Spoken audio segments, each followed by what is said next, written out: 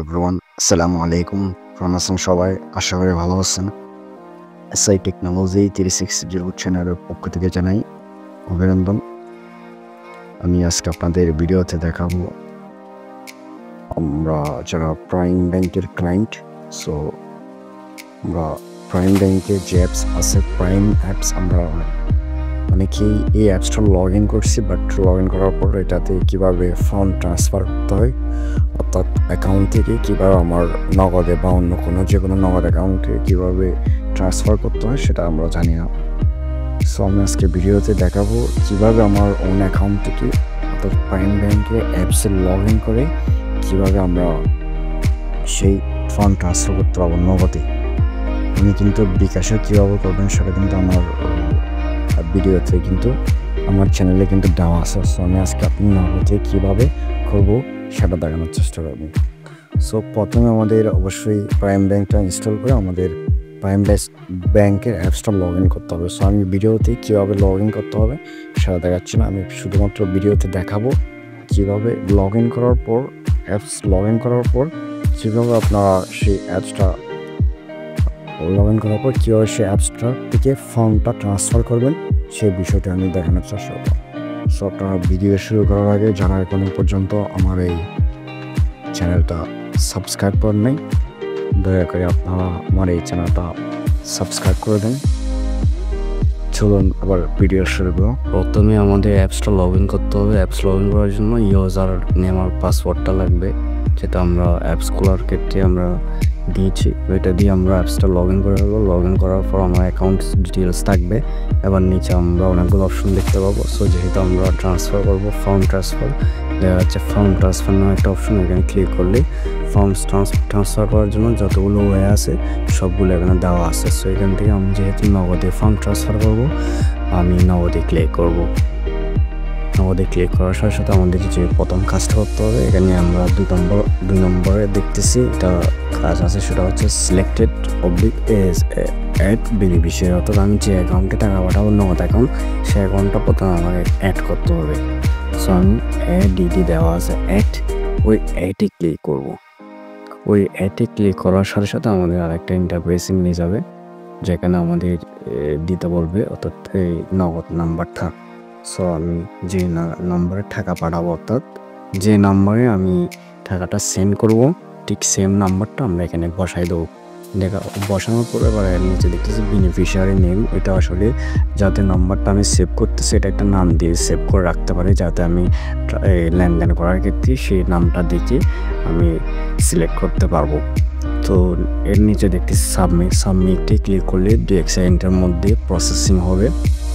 Processing হওয়ার সাথে সাথে উপরে মেসেজ চলে আসবে, এটা এই যে আমার বেনিফিশিয়ারি সাকসেসফুলি, এরকম একটা মেসেজ চলে আসবে, সবারই চলে আসবে। সো ইন্টারনেটের সমস্যার কারণে হয়তো একটু দেরি হতে পারে। সো আমরা ওয়েট করব, যেহেতু এটা নেটের সমস্যা।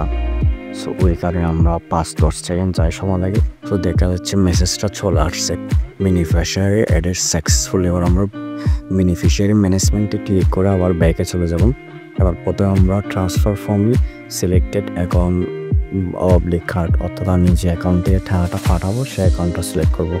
সো আমি আমার যেহেতু অ্যাকাউন্ট থেকে পাঠাচ্ছি, আমার অ্যাকাউন্টটা সিলেক্ট করে দেবো। সিলেক্ট করার পর এবার আগে দিচ্ছি অ্যাড নাম্বার, এখন দিব সিলেকশন নাম্বার, যেহেতু আমার অনেকগুলো নাম্বার অ্যাড আছে।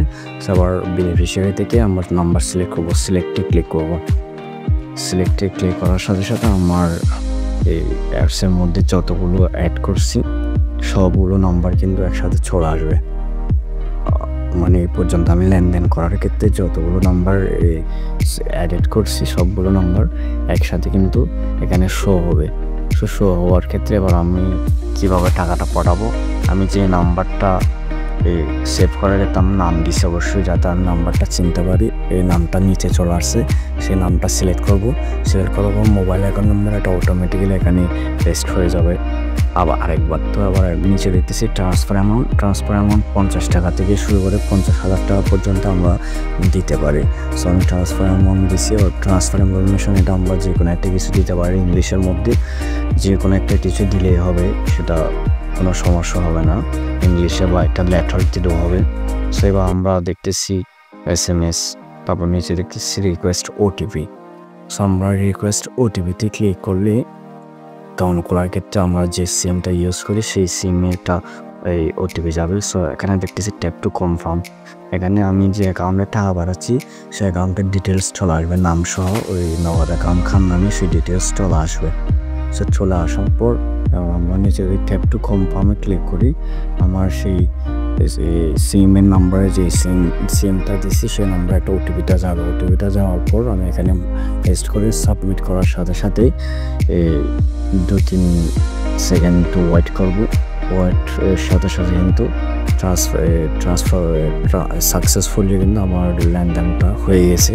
সো একটা মেসেজ চলে আসবে এবং আমাদের একটা প্রুফ দিয়ে দেবে, যাতে আমরা সেই প্রুফটা আমাদের প্রয়োজনে লাগতে পারে। আমরা পরবর্তীতে সেটা চাইলে আমরা আমাদের প্রয়োজন হতে পারে। সো এইভাবেই আমরা আমাদের এই যে প্রাইম ব্যাংকের নগদের ট্রান্সফারটা আমরা এভাবেই করতে পারি।